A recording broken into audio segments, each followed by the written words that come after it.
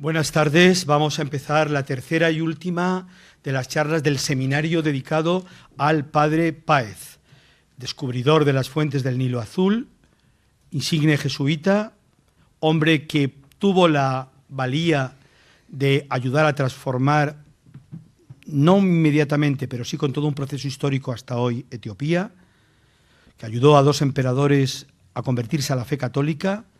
Parece que más de 100.000 personas ya en su tiempo pasaron a vivir de la esperanza cristiana, y con esa dimensión española que no solamente la Compañía de Jesús ha tenido, sino que ya anteriormente los propios reyes católicos quieren expandir el cristianismo, y cuando la Vuelta de Magallanes y Elcano ya es una de las dimensiones, junto a la económica y a la política, importantes, expandir el fundamento de la existencia del más allá desde Jesucristo. Es algo que España ha tenido a bien ser una de las grandes portadores mundiales en este tema. Pues también aquí vemos retratado estas dimensiones tan importantes. Bien, me acompañan en la mesa, a mi izquierda, a la derecha total, más total, don Juan Martín Llopis, a su lado don Federico Sánchez Raimundo, que me ayuda a coordinar a mí el seminario de Historia. Don Juan también forma parte del Consejo de Historia, y el historiador Mario Lozano Alonso, que ha sido el que ha tenido a bien todo este tiempo darnos las conferencias de una monografía que saldrá pronto, si Dios quiere, sobre el padre Pedro Páez, madrileño. Le estaba comentando hoy al vicario general de la diócesis de Madrid, que está con él y en la conferencia episcopal, que es una pena que un español madrileño, descubridor de todo esto y con ese afán histórico tan importante, no se conozca en Madrid, la gente sepa poco de él o muy poco. Bueno, estamos en una época en la que se lee tan poquito que el otro día me decían que estudiantes alemanes piensan que los intelectuales son los que a partir de leer el periódico ya están ahí, porque los propios estudiantes no leen ni el periódico. Entonces, es verdad que es muy importante que la epistemología, el conocimiento, nos llegue realmente a través de la escucha, de la lectura, de la profundidad, de perder tiempo en la investigación, que eso es muy importante para nosotros. Es muy bueno para ustedes el que puedan realmente conectar esta dimensión de que les estoy hablando para todos los que nos encontramos aquí. Bien, me gustaría al principio y al final dar un aviso. Me han pedido de la Real Hermandad de la Virgen de los Reyes que les comunique que están realizando un rastrillo para ayudar a los más pobres, especialmente a las hermanitas de los más necesitados, que son las monjas de Sor Ángela de la Cruz y al Cotolengo y otras cosas, en la calle Tambre 34, en el Viso, el día 8, hoy y mañana, de 11 a las 8:30 de la tarde. Yo me pasaré también un ratito, pues poder estar con ellos allí, incluso, pues si algo nos interesa, poder comprarlo para esta ayuda. Y si el primer día le dedicamos al contexto sociocultural importante de la historia del padre Páez, y el segundo muy directamente a Páez, quién era, qué supuso su ida a aquel lugar, cómo trabajó, cómo sus encuentros con los emperadores, cómo su relación con la gente, cómo su manera de evangelización, cómo su fórmula también de hombre gobernante que ayudaba a los propios emperadores a trabajos determinados. Hoy vamos, según me has dicho tú, querido Mario, vamos a ver un poco las consecuencias de todo ello. Las consecuencias de Páez y de alguna manera de la compañía y mucho más de alguna manera de España en Etiopía. Desde dimensiones como el arte, que algunos, decías tú, creen que es de ellos, de otros momentos históricos, hasta, y que no es así, que fue llevado, me pasó como cuando yo fui a Filipinas, me acuerdo que hubo una noche un encuentro con, no sé si eran 8 o 10.000 jóvenes, una barbaridad, y empezaron a decir, ahora vamos a sacar las cosas autóctonas de Filipinas, van a salir los bailes de las zonas de tal vestido. Y cuando salían, uno era de Córdoba, el otro era de Murcia, el otro era... O sea, eran cosas que los españoles habían llegado allí y se habían quedado tan impresionados con ella que formaba parte de ellos y no distinguían. Pues que probablemente eso pase exactamente igual con esto. Entonces nos gustaría pues que hoy ya concretáramos directamente esto, para que luego sí podemos pasar a las preguntas, y dentro de poco aquellas personas que tengan mucho interés porque lo han seguido detalladamente o porque les gusta mucho este tema, nos lo dicen a uno de los que está en la mesa o a quien la fue, porque vamos a don Mario, todo este trabajo lo va a editar a través de la FUE y vamos a hacer un libro sobre todo esto que nos ha explicado aquí, para que así en casa, o luego si tenemos que hablar en algún momento nosotros de esto, pues podamos hacerlo. Ese es el trabajo que la Fundación Universitaria, a través del Seminario de Historia, en el que están las personas que encuentran ustedes aquí en la mesa y algunos que se encuentran también dentro de la sala, de nuestra revista. O sea, nosotros intentamos que cada acontecimiento tenga un monográfico, B, si es posible, un congreso, como en septiembre tendremos aquí un congreso sobre Magallanes y Elcano. Y al mismo tiempo también vamos a intentar que haya, por ejemplo, un vídeo que estamos realizando ahora, o una serie de cosas para poder lanzarlo también a redes y que la gente pueda conocerlo. Quisiéramos hacer más cosas, pero la economía llega hasta donde llega y ya es bastante pues que podamos estar en este camino. Con ustedes cedo la palabra al historiador don Mario Lozano Alonso. ¿Tienes un micrófono? Sí, yo creo que se me oye bastante bien. Bueno, pues muchas gracias a todos por asistir a esta última sesión que, como bien ha dicho José Luis, pues va a tratar sobre el final de la misión jesuítica.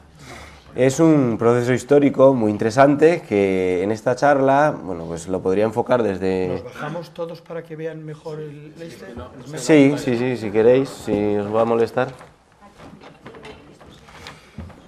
Decía que lo voy a enfocar desde 3 puntos de vista. Primero, el histórico, contar qué es lo que sucedió, y después también el arqueológico, qué huellas ha dejado toda esta labor de los jesuitas a lo largo de todos esos años que estuvieron por la zona del lago Tana, y por último, por supuesto, el arte, que es algo que podría pasar un poco más desapercibido cuando hablamos del legado jesuítico, pero que yo juzgo que es interesantísimo.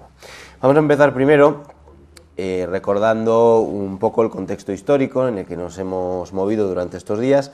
Recordamos que en la segunda sesión habíamos hablado de la vida de Páez. Páez como superior de la misión jesuítica, reinado de Susinios, que en este momento era el rey de Etiopía, y Páez muere en el mes de mayo de 1622. Estamos hablando del cenit de la misión jesuítica, porque si él muere en mayo del 22, el 1 de noviembre de 1621, Susinios ha hecho su pública conversión al catolicismo, y si el rey se convertía al catolicismo, todo su pueblo se convertía al catolicismo. ¿Qué suponía esto? Pues que todos los cristianos de Etiopía, que hasta ese momento seguían el credo alejandrino, que formaban parte de la Iglesia Ortodoxa Atiwahido, también conocida como copta alejandrina en su versión etíope, se tenían que convertir al catolicismo. Bueno, ¿fue esto un proceso sencillo? Por supuesto que no. Bien, también esta conversión de 1621 marca completamente un punto de inflexión que beneficia a los jesuitas, porque desde este momento ya no van a tener que esconderse, ya no van a tener que actuar casi a escondidas y van a poder dedicarse a las tareas evangelizadoras con total libertad. Además, se va a producir la sustitución del abuna ortodoxo, de la cabeza de la Iglesia etíope, por uno enviado desde Roma, o sea, un patriarca católico. Además va a ser muy curioso porque en este momento Alejandría tampoco se va a atrever a enviar a un abuna para intentar mantener la situación de una manera un poco amigable con el reino etíope. Bien. ¿Qué pasa después de Páez? En 1618 ya había comentado que Páez deja el cargo de superior a Antonio Fernández. Así él se podía dedicar a redactar esa obra magnífica que era la Historia de Etiopía. Bueno, él se va a hacer cargo de toda la gestión de la misión y normalmente es una figura que suele pasar desapercibida porque está justo a caballo entre Páez, que es una figura tremenda, y el patriarca Méndez, que va a ser el que eleve la misión jesuítica al rango de verdadera Iglesia Nacional de Etiopía. Bueno, él es un intelectual, va a organizar todo el sistema escolar y de redacción de documentos eclesiásticos en Etiopía por primera vez.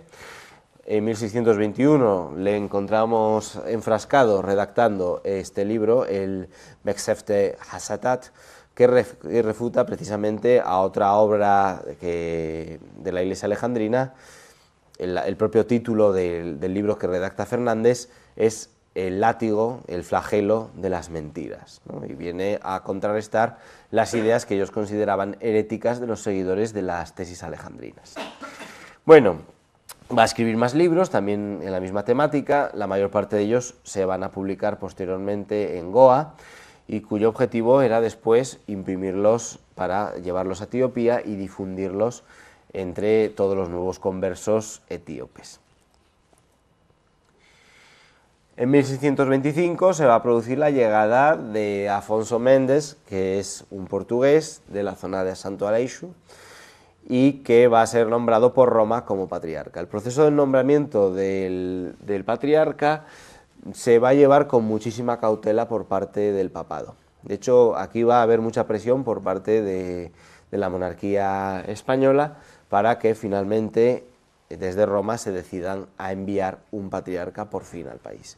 ¿Por qué? Recordamos la primera misión jesuítica, el patriarca Andrés de Oviedo no había tenido mucho éxito y prácticamente había muerto solo y abandonado en la misión de Fremona. Bien, Mendes va a ser un perfil completamente diferente. Oviedo era una figura más anacoreta, le gustaba mucho más todo el tema de la espiritualidad, y Mendes es un intelectual, pero además un intelectual que había estado enseñando en Coimbra, que había estado enseñando también en Évora, y los dos libros que conocemos de él van a estar redactados en latín, pero además un latín de bastante calidad. Bien, él se une a la Compañía de Jesús en 1593, en 1622 es nombrado patriarca, y antes de embarcar a Etiopía desde Goa va a hacerse con una copia de la historia de Etiopía de Páez. Una copia se va a quedar allí en Goa y él se va a llevar el original. De hecho, el original que se conserva de la obra de Páez, que está en Roma, en el archivo jesuita, tiene una nota manuscrita del patriarca al final. Él no considera que el libro de Páez se tenga que publicar, porque consideraba que era una especie de libro con notas, pero que no, al no tener demasiadas referencias bíblicas y no estar preparado para ser publicado, pues que era mejor que no saliera como libro, como tal. Bien, entonces el 24 de junio de 1525 llega finalmente a Fremona, que es la primera misión que habían construido los jesuitas en el país, y al año siguiente ya le recibe el rey de Etiopía. La imagen que ven es una reconstrucción idealizada, por supuesto, del encuentro del patriarca con el rey Susinius. Por supuesto, la imagen no tiene nada que ver con lo que fue realmente. Simplemente es una reconstrucción bastante posterior, hecha por una persona que, por supuesto, no testificó los hechos. Mendes, como patriarca, es la cabeza, es muy importante, de la Iglesia Nacional de Etiopía. Ya sabe, teóricamente se ha abandonado la ortodoxia, pero sobre el papel ahora estamos hablando de una Etiopía católica. Y desde que él es patriarca hasta el colapso de la misión van a pasar apenas 7 años, pero estos 7 años a él le va a dar tiempo a intentar impulsar una serie de reformas. La primera, el control clerical. Él es el patriarca y todos los sacerdotes de Etiopía tienen que pasar por su visto bueno. Todas las personas que digan misa en el país, que administren los sacramentos, lo tienen que hacer de acuerdo a sus preceptos. ¿Y él qué preceptos sigue? ¿Qué dogma sigue? El tridentino, el de Trento. También, por supuesto, la reconsagración de los templos. Los templos del antiguo dogma alejandrino se consideran que no pueden ser válidos para las nuevas iglesias ortodoxas, sobre todo para las ideas contrarreformistas, y se tienen que readaptar, sobre todo porque ellos, los etíopes, tradicionalmente, además si van a Etiopía lo van a poder ver allí, en las iglesias, en el Sancta Sanctorum, tienen un tabot, que es una réplica del Arca de la Alianza que, según ellos, se guarda en Aksum.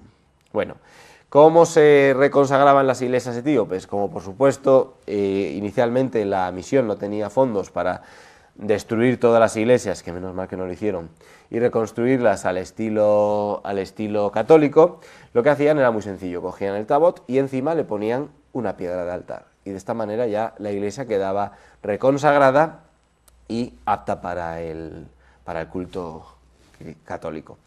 Otro problema que había era el de la comunión, porque claro, los etíopes en aquella época, todo lo que es el cultivo del viñedo resultaba bastante complicado, no lo tenían nada extendido y según los etíopes, ¿cómo hacían el vino? Pues ponían sobre agua unas pasas y con eso ya hacían el vino de misa. Cosa totalmente prohibida para la Iglesia Católica. Por supuesto, consideraba que tenía que hacerse con vino y, bueno, pues esto fue una de las múltiples costumbres que se cambió o que pues se intentó cambiar con el patriarca, porque por supuesto hubo muchos clérigos que de las nuevas normas pues no les hicieron demasiado caso. La prohibición de las prácticas judaizantes, la circuncisión, el respeto del sábado, el levirato matrimonial, etcétera, etcétera, todo esto se va a intentar suprimir.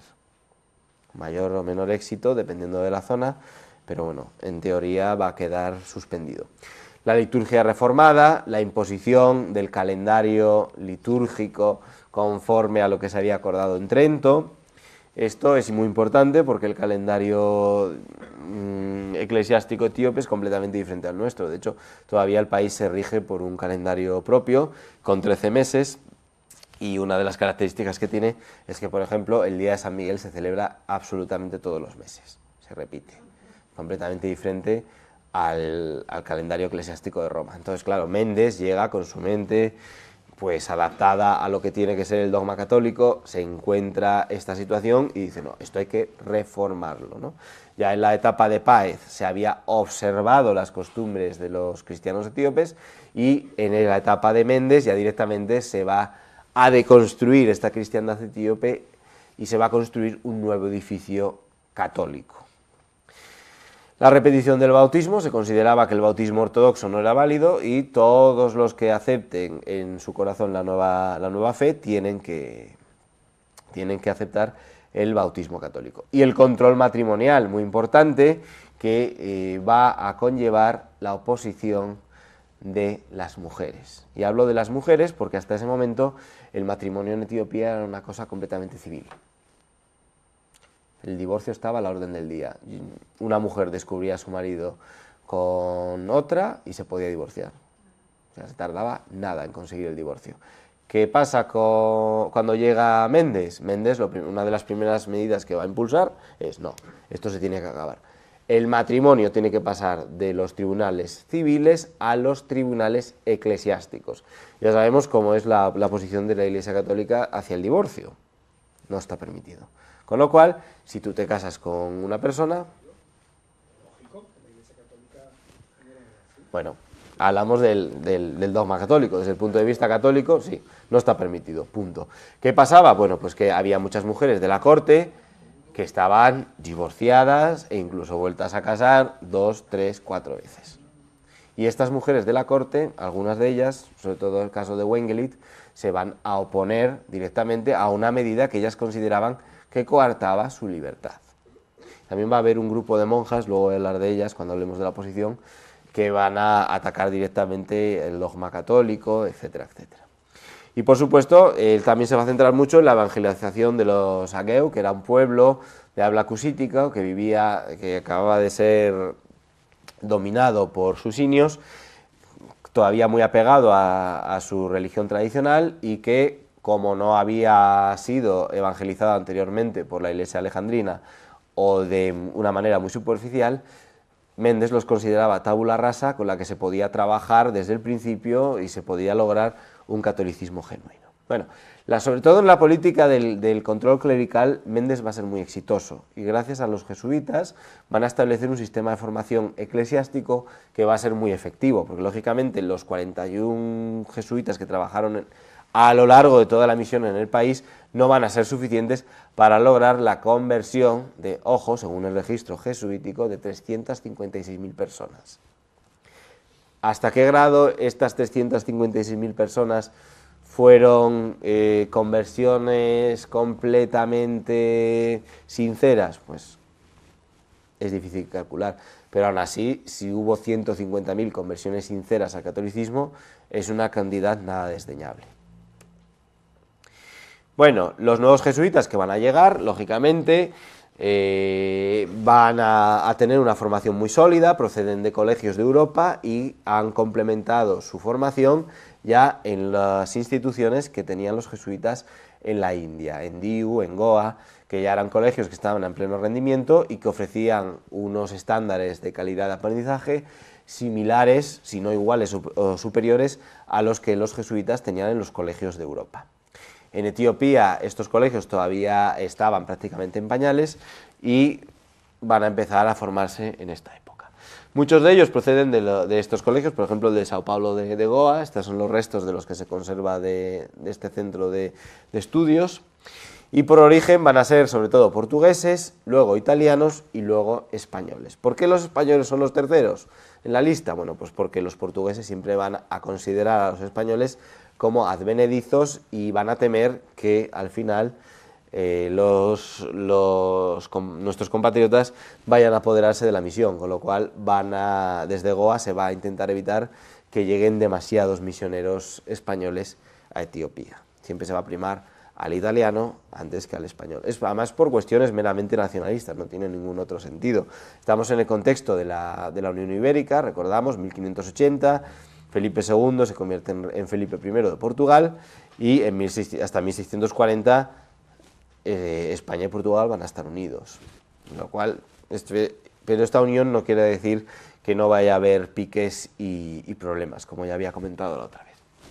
Bueno, los jesuitas se van a organizar en 3 áreas, que van a ser las residencias principales, Fremona, Górgora y Colella, y luego los sitios reales, Genata y Iasus, Dencas, que ya los comenté la otra vez, quiero recordar, y las áreas de expansión de las zonas de los Egao, y también Damot, que estaría justo más al sur de la zona de los Egeu. Bueno, y en esta época se van a construir muchas más residencias, aprovechando que ya el catolicismo tiene todos los permisos para expandirse por el país y para evangelizar abiertamente. Van a ser necesarios nuevos lugares en los que los jesuitas trabajen para la conversión de los etíopes, reducción, como la llamaban ellos. No voy a citarlas aquí, luego esto, quien quiera, pues lo voy a poner todo esto en la monografía, además de manera muy extendida, así que no voy a pasar demasiado tiempo aquí. Simplemente indicar pues, que en la zona de los Egao, en la zona de los Damot, que son estos grupos étnicos que a ellos les interesaba evangelizar especialmente, van a fundar 5 nuevas residencias. En las zonas tradicionales, bajo el dominio del rey, de Gojam, Begender, Dembia y el Tigray, van a construir también nuevas residencias, y sobre todo en Gojam, donde recordamos estaba Sile Christos, que era el medio hermano de Susinios, que fue el primero que apostó por el catolicismo. Además, de hecho, su conversión al catolicismo fue temprana. Tenemos que recordar que fue en 1612 de la mano de Páez. Bien. La formación, muy interesante, además esto es una cuestión que a José Luis le interesaba especialmente, lo del tema de la música, cómo la habían enfocado los jesuitas, y aquí va a ser muy importante. Van a fundar escuelas y seminarios, y en el de Górgora va a haber unos 34 internos. El de Górgora Nova, vamos a verlo luego, es un edificio soberbio el que van a empezar a construir los jesuitas. Pero ya digo, entre 1525, que es cuando llega Méndez, y 1632 son 7 años, no les va a dar tiempo a terminar la mayor parte de las construcciones. Va a haber 34 internos y otros tantos externos. ¿Cuál va a ser el problema? Pues que no lo van a abrir a todos los etíopes. Recuerdan que habíamos comentado el otro día la existencia de una casta mestiza, que eran los Burtukán, que eran descendientes de los soldados portugueses que habían ido con Da Gama, y mujeres etíopes. Bueno, las escuelas jesuitas van a estar en principio solo abiertas a ellos. Va a ser un error, porque esto luego va a jugar en contra de los jesuitas. Precisamente una de las razones por las que van a acabar siendo expulsados era por la falta de conexión que existía entre ellos y los etíopes. Nunca dejaron de verlos como extranjeros, como Ferengi, ¿vale? Sí que va a haber planes para abrir un colegio para conversos etíopes, pero esto no se va a llegar a concretar, y se comenta en la documentación, pero en ningún momento se habla de que haya llegado a abrirse ese colegio. Y luego, por supuesto, del Jesuit non cantat, pero lo visto, Ignacio de Loyola, San Ignacio no era muy amigo de la música y en general de que la liturgia estuviera adornada de esta manera, pero posteriormente la compañía va a cambiar de idea. Y de hecho aquí en Etiopía, de la mano de Méndez, va a llegar una persona importantísima que es Luis Cardeira, que va a crear una capilla coral que según los textos va a estar a la altura de las que se habían desarrollado en Europa. Una maravilla. Por desgracia no conocemos qué cantaban porque los ortodoxos, una vez que vencen a los católicos, van a prenderle fuego a todo, literalmente. Y además les va a enseñar a tocar diferentes objetos que van a ser importados desde la India, donde ellos ya tenían su infraestructura en Goa, Diu y todas estas zonas de la costa. Siguiendo con esto, por supuesto va a haber nuevas construcciones. Recordamos, si la liturgia, si las iglesias no están adaptadas a lo que Roma exige, hay que construir nuevas iglesias. Y si el rey va a ser un rey católico, tiene que vivir conforme a como viven los reyes en España. Esto de que viva en una tienda, por muy lujosa que sea, moviéndose de temporada en temporada, peripatéticamente, como quien suele decir, de provincia en provincia de su reino, eso se tiene que acabar. El rey tiene que vivir en un palacio, en uno o los que quiera, como si son 5, pero en un palacio conforme a el estilo que se pide a un rey católico. Y con esto les va a ayudar una persona que también va a llegar en esta época durante Méndez, que se llama Juan Martínez. ¿Les suena el nombre del arquitecto Juan Martínez? Si les digo que es madrileño, ¿les suena? Seguramente no encuentren una calle en Madrid dedicada a él, ni siquiera en su pueblo, que es un pueblo muy cerquita de... se llama Corpa, que está muy cerquita de Alcalá, 14 kilómetros, además no demasiado lejos de donde nació Páez. Bueno, pues él es el que construye esta maravilla. Esta maravilla de ahí es el arranque de la bóveda de la capilla mayor de la iglesia de Górgora Nova, de la iglesia de Jesús. La iglesia principal de los jesuitas en Roma, la casa madre es il Gesù. A ellos les gustaba muchísimo el nombre de Jesús y por supuesto esta iglesia, los etíopes lo llaman Gim Mariam, la fortaleza de María, pero originalmente se llamaba la iglesia de Jesús. Esto lo sabemos gracias a las investigaciones de Andreu Martínez d'Alòs, que es como la figura señera de las investigaciones, y luego gracias a los trabajos arqueológicos que ha desarrollado ahí mi director de tesis, Víctor Fernández.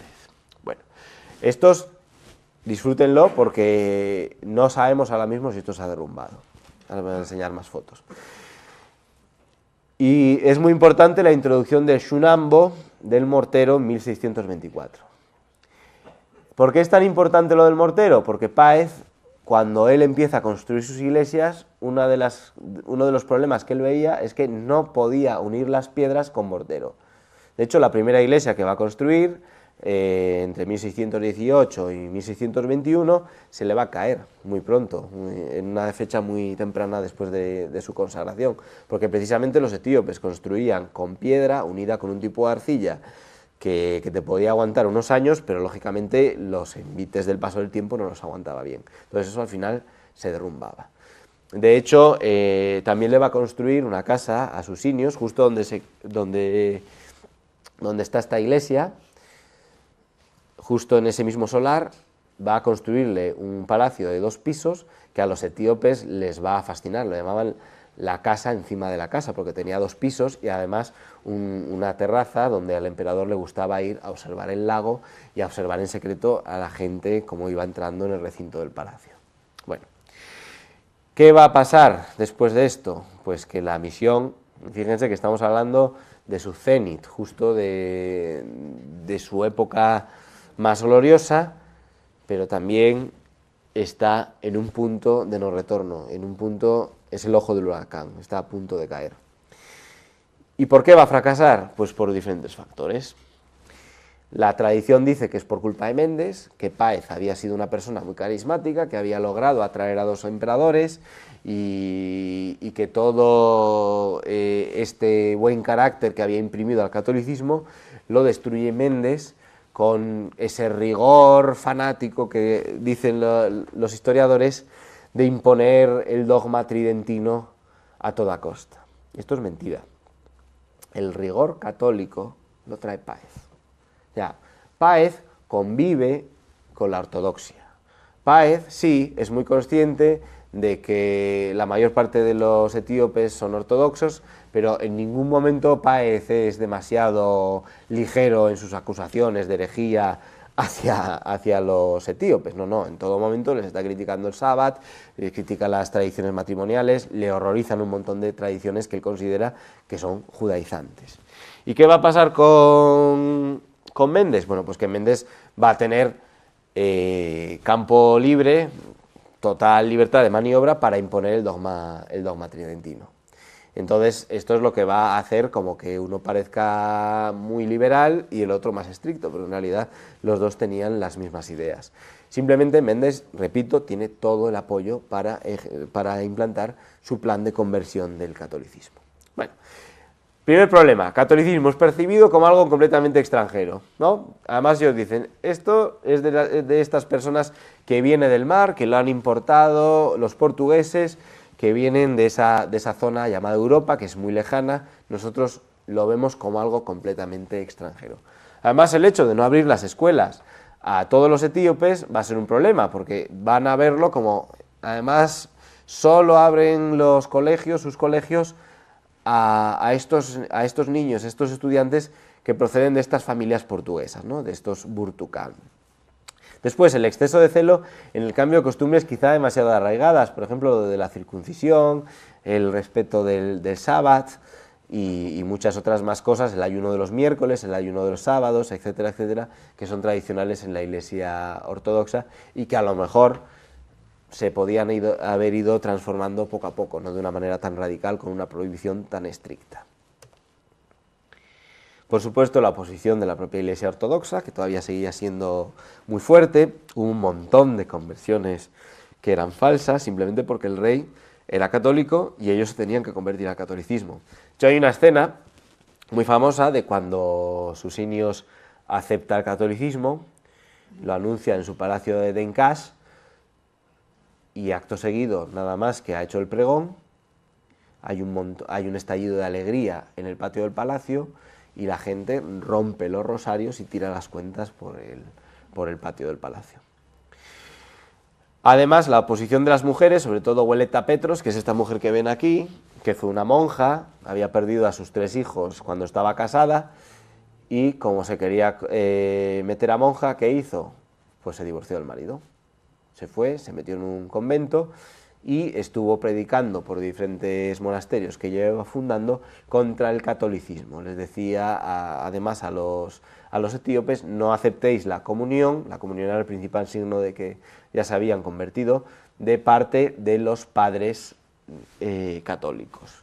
Bueno, ella va a tener además una serie de encuentros con diferentes personalidades muy importantes de la corte que le van a decir, no te metas en problemas, conviértete al catolicismo, pero ella va a seguir R que R, fiel a sus ideas, y a día de hoy es una figura de la resistencia muy estimada por la iglesia local etíope y es considerada santa. Después, la caída en desgracia del partido católico, recordamos a este medio hermano de Susinios, Sila Christos, va a caer completamente en desgracia por una serie de factores que no voy a comentar aquí por no hacerlo demasiado farragoso, pero ya cuando su hermano muere en 1532, ella es una figura casi olvidada, ¿de acuerdo? Además había perdido su palacio, había perdido también todo su ejército, y con lo cual habían perdido los católicos a su punta de lanza. Después un montón de sublevaciones ortodoxas internas y ataques Oromo y Egau, que vamos a hablar ahora de ellos, que no son pocas. Nada más que los ortodoxos se van a enterar de que va a llegar un patriarca católico,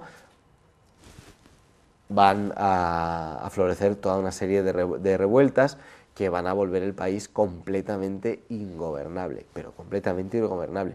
De hecho, Susinios, si al final cede y acepta la libertad de culto, es porque está cansado ya de tanta guerra y de ver cómo su país se desangra. De hecho, voy a poner ahora un par de frases muy interesantes.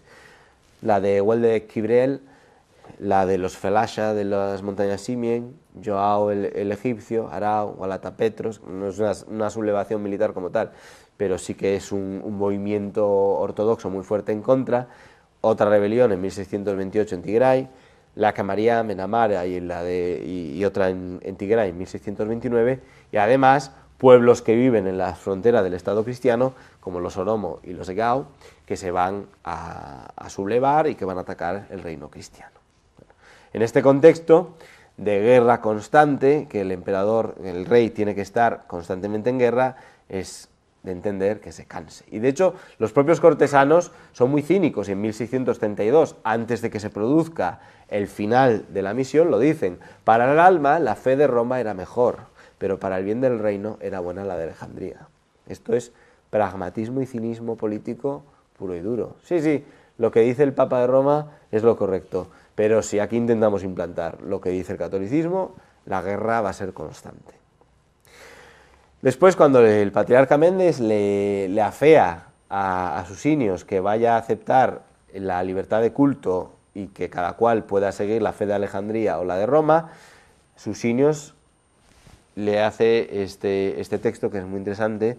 Le comenta que cómo puede osar decirle a él que no ha apoyado al catolicismo si el catolicismo ha arraigado en el país gracias a él, pero cuánta gente ha de morir a cambio de que su fe sea impuesta en el país. Ojo, porque Susinios va a morir como un verdadero católico. Él además está siempre con un jesuita, con Diogo de Matos, que era su confesor y la persona que sustituye a Páez en su lecho de muerte. De acuerdo, 1632, este año clave, el 24 de junio de 1632, el día de San Juan Bautista, Susinios anuncia la libertad de culto en el país. La fe de Roma no tiene mal, pero esta gente no la entiende, quiere la de sus antepasados. Dejaré a los que gocen con esta fe que queden en ella. Esto suponía en la práctica la libertad de culto y también el final de la misión jesuítica. ¿Qué va a pasar unos meses después? Que Susinios muere, probablemente envenenado, no lo sabemos, y va a tomar el trono su hijo Fasiledes. Su hijo Fasiledes, que le había acompañado en la consagración de la Iglesia Católica que había construido en su palacio de Genata y Asus, pero que está apoyado por el partido tradicionalista. En esta época, en Etiopía, era muy tradicional que los hijos, a la muerte del padre, compitieran entre sí y libraran guerras para ver quién heredaba el trono. Entonces, Fasiladas dice: tengo que elegir católicos u ortodoxos. ¿Quiénes van a ganar? Muy probablemente los ortodoxos. Pues yo soy el campeón de la fe ortodoxa. También es un santo para los ortodoxos. Y lo que va a hacer, nada más que se haga con el trono, es, por supuesto, perseguir a los católicos. ¿Y cómo lo va a hacer? Bueno, pues pasa de una cierta afección a una abierta animadversión. Y va a hacer una serie de medidas que van a llevar finalmente en septiembre de 1634 a la expulsión de la compañía. ¿Cómo va a ser esto? Pues un poco errático y hecho así por encima. Les expulsa primero de la mayoría de sus residencias y los concentra solo en 3. Además, temiendo que los jesuitas se vayan a concentrar con los católicos y vayan a formar una posible sublevación, lo que hace es finalmente expulsarles a la primera de sus residencias en Fremona, en Tigray. Y ya en septiembre de 1634 les expulsa definitivamente del país. Y expulsar a los jesuitas significa que todo el mundo en el país tiene que abandonar la fe de Roma. Y empieza una violentísima persecución del catolicismo, que pasa a ser una fe proscrita. Bueno, ¿por qué Fasiledes decide expulsar a los jesuitas? Primero, por el estado de constantes revueltas que va a haber en el país, que, ojo, no van a terminar, porque en el momento que acaban las sublevaciones ortodoxas van a empezar algunas católicas, algunas incluso de uno de sus hermanos, un hermano de carne del propio Fasiledes, que se llama Claudio, según las fuentes portuguesas, Geladewos, en etíope, no, es etíopico clásico. La existencia de una minoría católica que se entendía que era una amenaza, y sobre todo porque hubo un complot para matar al propio rey y varias revueltas, y también, muy importante, miedo a una posible intervención militar hispano-portuguesa. Recordamos que ya uno de los hijos de Vasco de Gama había estado en 1541 en Etiopía. Ellos temían que se pudiera repetir ese tipo de operación militar, que de hecho sí que se plantea muy seriamente, lo vamos a ver ahora, por parte de los jesuitas. Bueno, Los jesuitas dicen, bueno, nos han expulsado, pero esto no va a durar mucho. Lo perciben como un repliegue técnico. En Goa, que era la sede principal de las Indias de la Compañía de Jesús, van a presionar para que, en efecto, esa expedición militar se produzca. De hecho, hay una embajada de jesuita que van desde Goa hasta Madrid y reciben todo el apoyo de la corte española. Y le dice, sí, además vamos a ordenar al virrey de la India que os dé 8 barcos y que haya una serie de soldados que vayan con vosotros, que desembarquen en Masagua y penetren en el país y se reinstaure el catolicismo. ¿Qué va a pasar? La carta llega a la India, sí, pero el virrey de la India dice, no tengo recursos de ningún tipo. Además, estamos ya en el contexto de que está a punto de producirse la independencia de Portugal, la famosa revuelta de 1640, con lo cual en el estado de India había 2 partidos, el pro-español y el pro-portugués, que no se acababan de poner de acuerdo en prácticamente nada. ¿Qué van a hacer? Van a aprovechar para mejorar la educación de los etíopes que iban con ellos. Muchos eran sacerdotes regulares, otros eran conversos, otros eran pues, de los Burtukán que habían decidido acompañar a los jesuitas en el exilio. Porque la idea era, claro, formarles en Goa porque pensaban que iban a volver a Etiopía, cosa que no volvió a suceder. Y también se va a promover la beatificación de los mártires de la persecución ortodoxa y sobre todo los libros que se publicaron sobre la misión, todos los de Almeida, el de propio Méndez, etcétera, etcétera. Además, la misión jesuítica es una de las que más literatura ha producido, muy por encima, por ejemplo, de la zona guaraní o incluso de las más famosas de China y de la India. Una de las figuras más importantes de este exilio es Abba Gorgorios. Abba Gorgorios va a acabar estando en Roma junto con algunos otros jesuitas etíopes y va a cooperar con Job Ludolf, que es un alemán que está considerado como el padre de los estudios etíopes a día de hoy. Estamos hablando ya del siglo XVII, siglo XVIII. Además, él va a morir en un naufragio justo enfrente de las costas de Levante cuando se dirigía a Etiopía. Bueno, ¿qué va a pasar en este tiempo en la misión con los católicos que seguían en el país? Pues van a seguir siendo atendidos de manera, por supuesto, completamente secreta por algunos jesuitas que se quedaron en el país, arriesgando sus vidas, pero que van a ser finalmente denunciados y martirizados, y estos 8 jesuitas que se quedaron allí, junto con otros 8 clérigos etíopes, van a morir ya, van a estar ya todos muertos en 1640. O sea, la persecución ortodoxa fue metódico e iba prácticamente casa por casa. Bueno, de tal punto que ya finalmente Fasiladas y sus descendientes van a expulsar hasta los Burtukán, que de hecho acaban siendo expulsados a una ciudad de lo que hoy en día es Sudán, que se llama Sennar, y ahí se les pierde ya la pista a finales del siglo XVII. Bueno, las residencias rescatadas del olvido. Voy a ir también aquí ahora un poco más rápido para centrarme en Górgora. Porque esto, lógicamente, las huellas de 80 años de presencia jesuita nos ha dejado bastantes restos arqueológicos que se han empezado a estudiar solo en fecha muy reciente, gracias a esta expedición que financió la ECID y que estuvo encabezada por Víctor Fernández y que ahora recientemente han sacado libros muy interesantes pero que están en inglés, a espera de que los saquen en español. Bueno, Fremona, que es la primera residencia, es un auténtico fortín, ahí no se ve... Todavía se ven los restos de las murallas desde la zona de alrededores, porque los jesuitas eran conscientes de que eso era una zona de bandidos y había que tener cuidado, con lo cual interesaba tener una zona bastante fortificada. Aquí es donde vivió Andrés de Oviedo, donde estuvo en su día su tumba, que luego se llevó sus restos mortales para promover su beatificación a Goa, a la India, y bueno, aparte de la muralla no ha quedado muchos más vestigios, algunos... los restos de la muralla que vemos aquí, la piedra plana, que les gustaba mucho a los jesuitas en sus construcciones. Aquí vemos otro resto de la muralla. Que en Natayasus, que es el palacio, residencia, de los jesuitas, que era uno de los lugares favoritos del rey Susinios. Había una huerta inmensa que a él le encantaba, unos jardines preciosos, muy probablemente inspirados también por el arte de la India, el arte del imperio mogol, que Páez y algunos de los arquitectos que trajeron los jesuitas, por supuesto conocían. El arte de Goa, el arte de las iglesias jesuíticas de Goa, está muy influido, es lo que los jesuitas llamaban el modo goano, ¿no? El modo nostro, la adaptación del estilo constructivo jesuita, pero con muchísimas influencias decorativas del arte de la India. De hecho, vamos a verlos ahora, un poco más adelante. Este es el único resto arqueológico constatado que tenemos, que sabemos que es de la época de Páez. El número 1, lo ven ahí, que son esos sillares perfectamente escuadrados, no unidos por mortero. Eso es la iglesia que originalmente construyó Páez como oratorio privado del rey.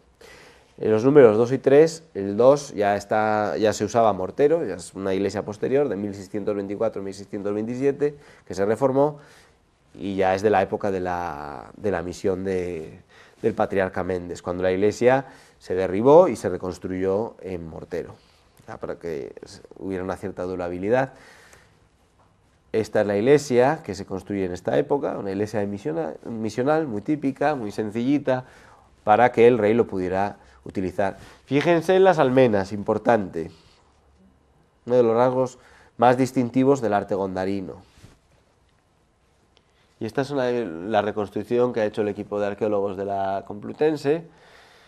Lo que ven a la derecha sería la iglesia, protegida por murallas, principalmente porque seguramente ahí se guardaba también el tesoro de la misión, y en aquel momento pues el país, recordamos, había muchas revueltas y era un saqueo de la iglesia siempre estaba al orden del día.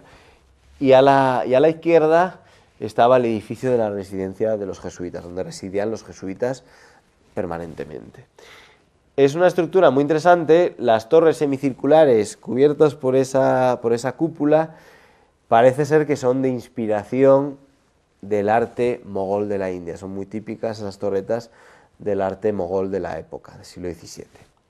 Y lógicamente, si hay artesanos hindúes trabajando en esta zona, que sabemos que sí, pues cuando vienen a Etiopía lo van a mezclar con las influencias arquitectónicas propias del mundo ibérico que traen los jesuitas, la tradición arquitectónica propia de los etíopes y la suya, creando un arte ecléctico que va a ser el origen del arte gondarino.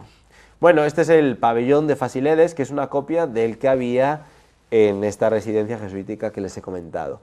Esto se llenaba de agua y originalmente era un pabellón de placer, como los que habían construido los monarcas del imperio mogol en la India. Esto es una versión lógicamente más tosca, más de andar por casa, como quien dice, y en su origen, el que tenía Susinios en su palacio de Genatayasus, sabemos que a él se deleitaba viendo desde el pabellón central, esto está unido como por un puentecillo, cómo los cortesanos navegaban con barquitas y cómo se lanzaban al agua como si fuera una piscina, o sea, un pabellón de placer.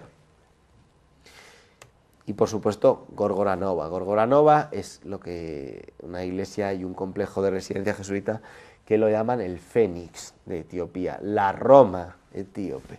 Este edificio, por desgracia, no se llegó a completar. Se componía de un gran claustro, un patio de forma cuadrada. La parte de la planta que ven a la izquierda sería la residencia jesuítica y la parte de la derecha los restos de la iglesia. La iglesia son 50 metros de iglesia de largo, aproximadamente unos 17 de ancho. Un templo como no se había visto nunca en Etiopía. Aquí es donde descansan los restos mortales de Páez. Si es que están, porque sabemos que los ortodoxos tenían la idea de quemarlos, y probablemente lo hicieran. Bueno, lo que ven es una foto de 1995, todo esto está prácticamente caído, pues por la dejadez, las inclemencias del tiempo, han hecho que toda esta estructura que ven prácticamente se haya derrumbado. La parte que ven cubierta por la bóveda de casetones de estilo manierista, muy bonito, con decoración probablemente influida por la India, por el arte hindú. es la capilla mayor, es la única parte que sabemos que se completó. Ahí es donde está enterrado Páez, con lo cual el suelo, que no se ha llegado a excavar, probablemente fue la única parte de la iglesia que estuvo completada, porque ahí es donde se enterró a una persona que para la misión jesuítica lo fue todo. El resto de la iglesia no. ¿Y por qué? Porque la arqueología nos dice que el suelo era de tierra. Tú no haces una iglesia siguiendo el rito tridentino y dejas el suelo de tierra. Eso es absolutamente inconcebible.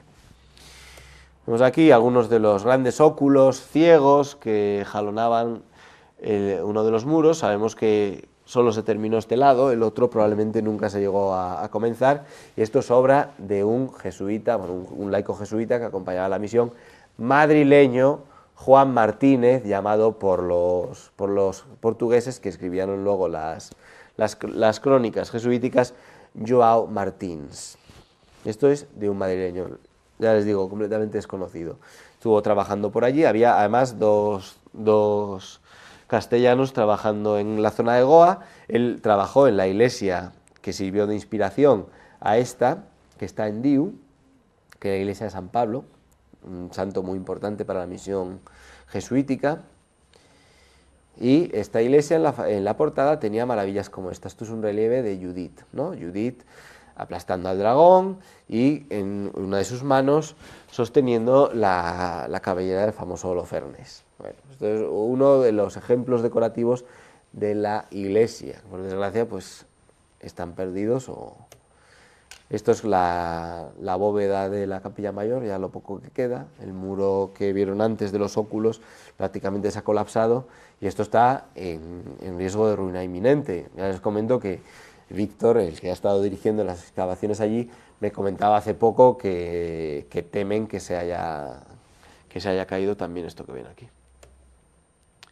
Estos son los restos de la parte de la residencia. En el centro, los ortodoxos, cuando expulsaron a los jesuitas, construyeron una iglesia siguiendo su estilo, o sea, una iglesia de estilo, vamos, siguiendo el ritual regional.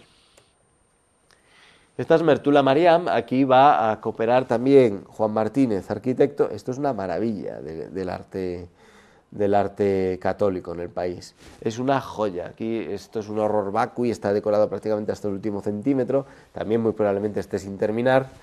Ven ahí el arco central con el intrados decorado. Todos estos motivos vegetales son probablemente influencia de este arte mogol. Muchos canteros estuvieron trabajando en el país, no sabemos sus nombres exactos, pero eran de origen hindú, sin duda alguna. Esta es una de las puertas que comunican la nave central con la nave lateral. Está parcialmente colapsada, han pasado 400 años, la iglesia ha estado completamente abandonada. Se construyó como un templete en el centro ortodoxo, pero que por su construcción pues, no aguantó tampoco el peso de los años. Ven ahí la venera tipiquísima, ¿no? del arte manierista español. En el centro está el emblema de los jesuitas, arriba de la imagen, y luego toda la decoración tan cuidada, los jarros de azucena, representación de la Virgen María, ¿no? por excelencia, de la iglesia de Mertula Mariam. Y luego estos angelitos, estos putti, ¿no? Es una influencia muy típico del arte renacentista europeo. Les sonará, los que hayan ido a Etiopía los conocerán, porque en esta iglesia, estas pinturas del siglo XIX están llenos de putti. Para ellos es como una cosa muy característica del arte etíope. Vemos la influencia clarísima. Aquí yo veo una conexión clarísima de estos putti que han sido importados por los jesuitas y los que han pintado luego en el segundo arte gondarino. Esta iglesia es la de de Brevir Hanselassie, que está en Gondar, una de las más famosas de la ciudad. ¿Vale? Todo el techo está cubierto por estos simpáticos querubines. Bueno. Denkash, que es un palacio muy importante, la residencia de Susinios, fue el Ketema, el palacio favorito del rey. Aquí era donde recibía a Páez. Ahí ven las ruinas desde la parte de abajo, está como en una zona que domina una garganta sobre un río, es un lugar bastante impresionante. No voy a comentar todas las residencias, pues son muchas y sería ya muy aburrido.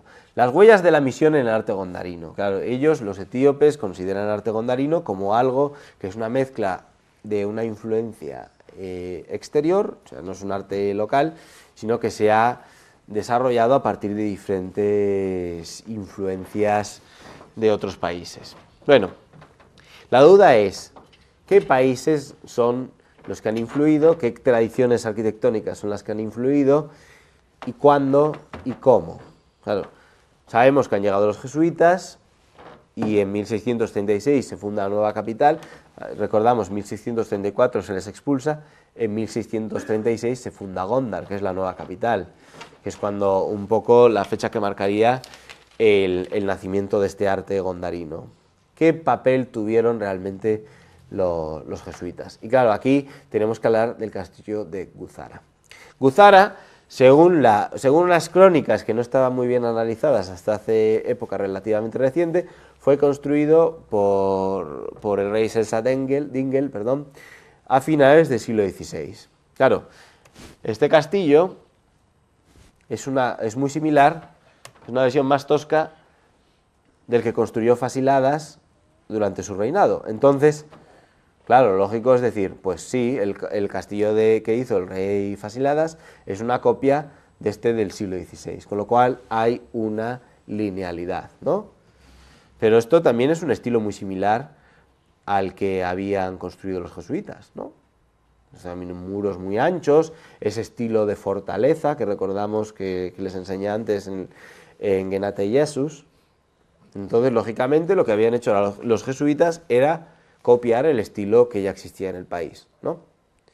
Pero ahora sabemos, gracias a los trabajos que han desarrollado este equipo de arqueólogos e historiadores españoles en el terreno, que este castillo no es del siglo XVI y que es muy probablemente de la misma época que el de Fasíladas. Con lo cual, si este castillo no es del siglo XVI y este estilo entonces lo han creado los jesuitas, lógicamente estamos hablando de un arte con una influencia ibérica y de la India importantísima. O sea, ellos decían, es que estos castillos tienen influencia de los otomanos, porque en la zona del Mar Rojo ellos habían construido unos fuertes, y bueno, estas torretas circulares que ven ahí, cubiertas con esas cupulillas, pues sí, sería influencia de los turcos, pero no, esto es traído por los jesuitas muy probablemente. Estos artesanos luego crearon escuela en el país y enseñaron a los nativos etíopes, que trabajaban también como los de la India o como los que hubieran podido venir de Goa de la mano del patriarca. Llevamos 55 minutos. Voy a terminar. No, a mí me gustaría que el final, si fuera posible, porque claro, todo esto tiene un hilo conductor hasta ese momento, pero hoy tenemos alguna influencia especial de todo eso, quedó algo, o sea, ya sé que estas fotos son de ahí, pero me refiero en la cultura etíope y todo eso. Ahora lo vamos a ver. Por el final. Arquitectónicamente, el arte gondarino, os invito luego a consultar la monografía para quien quiera más datos, porque ahí va a estar todo mucho más desarrollado. Se ve que la influencia, estos son de las ventanas y las puertas de las residencias jesuíticas, son 4 modelos de 4 lugares diferentes, lo que indica que hay un modelo muy marcado, un programa arquitectónico claro, y estos son los de los castillos de Gondar, que son posteriores. Se ve que la influencia es clara, es un arte más refinado el gondarino, también es verdad, han mejorado la técnica.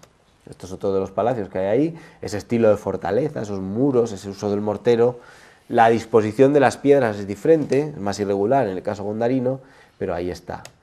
Este es uno de los puentes, que esto se construyó en 1526, lo construyó un arquitecto hindú que vino con el patriarca Méndez, todavía hoy está en uso. Los que han ido a las cataratas, quienes hayan visitado las cataratas del Nilo Azul, la de Titisat, han cruzado este puente, se sigue usando. Este es otro que construyó posteriormente Fasíladas, a quien se dice que construyó 7 puentes.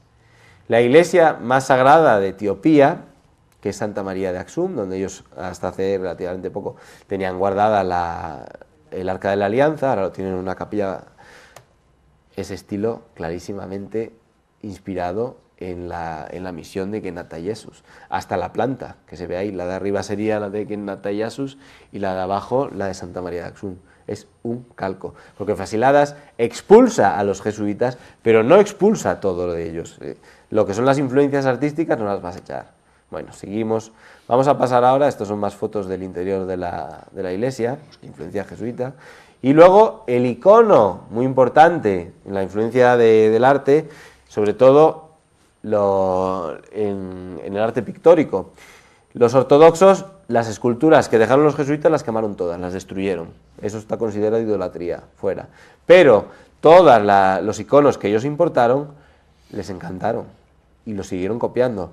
Esta es la famosa Santa María la Mayor, que tradicionalmente se dice que fue pintada por San Lucas. Los jesuitas la introducen en Etiopía en 1605, la van a copiar, aquí la vemos. Esto se va a replicar, va a tener un éxito brutal,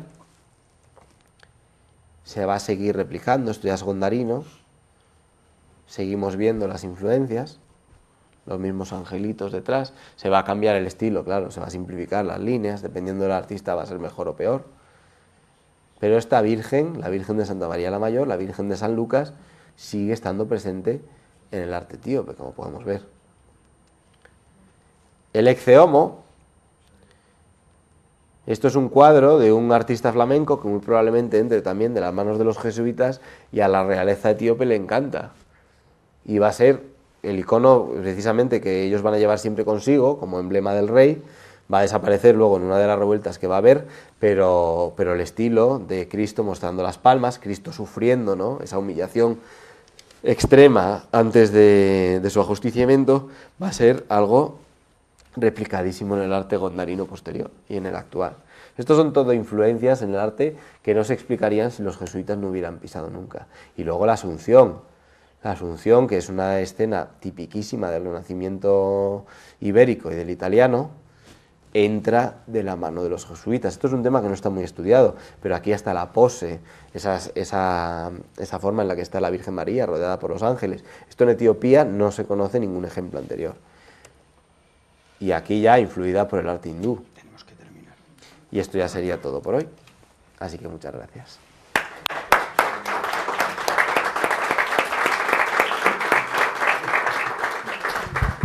Bueno, pues darte las gracias, querido historiador Mario Lozano, por tus 3 conferencias de este seminario, que queremos que se conviertan en una monografía editada por la FUE. Yo quería hacer una, para mí, importantísima precisión como responsable del Seminario de Historia para los temas históricos en general. Creo que estamos todos imbuidos por la no diferenciación entre la antropología filosófica y la antropología social y cultural. ¿Qué quiere decir esto? Pues que una cosa es lo que el hombre es en sí mismo en Nueva York, en África y en España. Los niños lloran igual en todos los sitios, hay una estructura física, hay una estructura intelectual, hay una estructura de pensamiento, hay una estructura espiritual en el hombre, que uno lo descubre, que otro lo descubre menos, o que uno lo tiene como un sentido estético y otro no. Y otra cosa es la antropología social y cultural, que dice que el hombre, en cada lugar que está, el ropaje cultural es lo que define a la persona. Evidentemente, para mí esto es un neomarxismo. De tal manera que estamos tan imbuidos de esto, que los ortodoxos, en este caso, bueno, pues parece que no tengan que tener ninguna justificación cuando ellos, cuando tienen que llegar allí, tienen que empezar a hacer sus cosas porque tampoco, en su siglo, muy anterior, es como si nosotros aquí dijéramos celtas, íberos, celtíberos, romanos, godos y árabes. Bueno, oiga, pues esto es un proceso histórico, cada uno ha ido llegando y ha ido aportando. Estos no dejaron piedra sobre piedra. Yo estos días, gracias a ti, me he metido a leer estos temas, gracias a ti. Y, por ejemplo, tú cuando hablabas de Méndez, casi todos los historiadores que han tal, dicen, bueno, es que él viene con la contrarreforma, viene con Trento. Pues que Trento es lo moderno, Trento es el concilio que se había hecho, era lo que había que aplicar en el mundo entero. Es que los dogmas de la Iglesia son las verdades que la Iglesia tiene para ser creídas por sus fieles. Es que yo si quiero ir al club de ahí enfrente, me venga, para entrar aquí usted tiene tal, no. Oiga, perdona, no es que impona nada, es que es lo que tiene que ofrecer. Otra cosa es que en el siglo que está, si los reyes lo son y tal, hay una cosmovisión que hace posible que eso sea también un tema teocrático civil en ese momento. Pero vamos, es decir, es que la ortodoxia, es que, ¿qué era? Me hace una gracia tremenda, ¿no? Porque hemos visto, gracias a ti, y yo estos días he estado observando, toda la tradición que llevan los jesuitas de música, de arquitectura, de pintura, de escuelas, de una serie de cosas. No querían dejar piedra sobre piedra. Es decir, cuando alguien... Esto es lo que ha pasado en América con el indigenismo. Es decir, oye, vamos a ver, si el indigenismo era el mitos, si el catolicismo sobre el mitos lo que hace es que impone el logos. El logos, es decir, ¿y qué es el logos con referencia al mito? Pues el mito es una construcción que hay que hacer de un relato para justificar origen de algo que no tiene sentido, y el logos es la razón de la razón, buscar un diálogo entre la fe y la razón, y que no se quede solamente el sentimentalismo o el fundamentalismo. Lo digo porque nos has ayudado a esto, viendo todo ello, ¿no? Evidentemente, ya vimos el primer día cómo estaba de asentado el tema, la dificultad, y es verdad que el padre Páez, por lo que tú dices, por lo que yo he leído también y tal, fue un hombre que al tiempo que era un hombre ortodoxo en todos los sentidos de tal, supo conllevar, porque no fue fácil llegar allí, no fue fácil todo el proceso, no fue fácil, no se sabe ni dónde está enterrado, uno de los líderes de esa patria, que ha ayudado en tantas cosas de alguna manera. Bien, yo creo que esto es muy importante también, que lo tengamos en cuenta nosotros, ¿no?, a la hora de la verdad, porque nos ayuda a ver pues que toda opción de proceso histórico lleva sus cosas. El historicismo no es bueno tampoco, es decir, en un momento determinado que es bueno ver todos los procesos, todos los periodos, el de los demás y el nuestro, y yo creo que este seminario nos ha ayudado muchísimo a conocer a Páez, que no sabíamos ni que existía, a conocer las misiones jesuitas, que son muy diferentes en cada lugar y en cada época y en cada etapa, porque responden también a procesos, lógicamente, de ese momento, pero con una índole fundamental que es llevar el logos, llevar la razón de la razón para dar sentido a todo en diálogo con la cultura y con las tradiciones. Vamos a abrir un poquito las preguntas, por si alguien quiere hacerte alguna pregunta, pero ¿cuándo vas a tener un poco, para que sepamos la monografía, cuándo vas a tener el trabajo terminado? Bueno, pues ahora mismo yo creo que a principios de junio, como te dije. ¿A principios de junio? Sí, ya estará terminado. Estamos en un mes, ¿no? Sí, pero está, vamos... avanzado. Está al 80%. Están los mapas, ver si los publicamos con color o sin color. Es lo que te comentaba el otro día, porque ahora hay fotos que... El libro, si no tienes mapas y no hay fotos, no vale gran cosa. A ver, tiene mucha información, pero... Y una cosa, la gente si quiere preguntar algo, pues que lo piensa un momento para preguntártelo. De todo aquello, hoy, en la estructura de esa nación, ¿qué quedaría de los jesuitas? En la mentalidad, forma, psicología. Nos has hablado de imágenes, del arte, de tal, pero ¿quedaría algo estructural en esos 80 años? ¿Queda algo? Porque ahora ya habrán vuelto, ¿no? Ahora ya habrá también allí, la religión católica estará de otra manera, como en tantos países. Sí. Con dificultad, porque tienen manía, por lo que veo, ¿no? Pero... Bueno, porque el catolicismo allí, luego hasta el siglo XIX no va a volver a haber misión realmente. De hecho, San Justino de Jacobis, cuando entra en el Tigray, va a entrar de otra manera, va a pedir a Roma que se haga un rito, que se pueda usar el rito local, el rito guis. Luego el cardenal Masaya por el sur va a llevar el latino, entonces es otra época. ¿Qué hay de los jesuitas en Etiopía? Aparte de representaciones pictóricas, yo diría que nada más. Nada más, porque ellos, me lo comentaba Víctor, dice, es que incluso los sacerdotes, para llevarte a las ruinas de tal iglesia, eran como muy reacios porque no querían que aquello se removiera demasiado. O sea que tenemos que relativizar toda nuestra vida, porque si estas personas que hicieron tanto y tanto, no quedó piedra sobre piedra, más que estas imágenes, ¿qué quedará de nuestras vidas, no? Dicen que no, dicen que nadie nos va a recordar por nuestro currículum vitae, sino que nos van a recordar como mucho por nuestra forma de ser, ¿no? De alguna manera, pues, a Páez, y lo que quedó escrito, ¿no? Lo que quedó escrito, lo escrito está, a pesar de que Méndez pidió que no se publicara, pero que ya está publicado. Bueno, eso al final, con el paso del tiempo, claro, el buen trabajo se descubre. Pues si tienen alguna pregunta es el momento para podérsela hacer al historiador.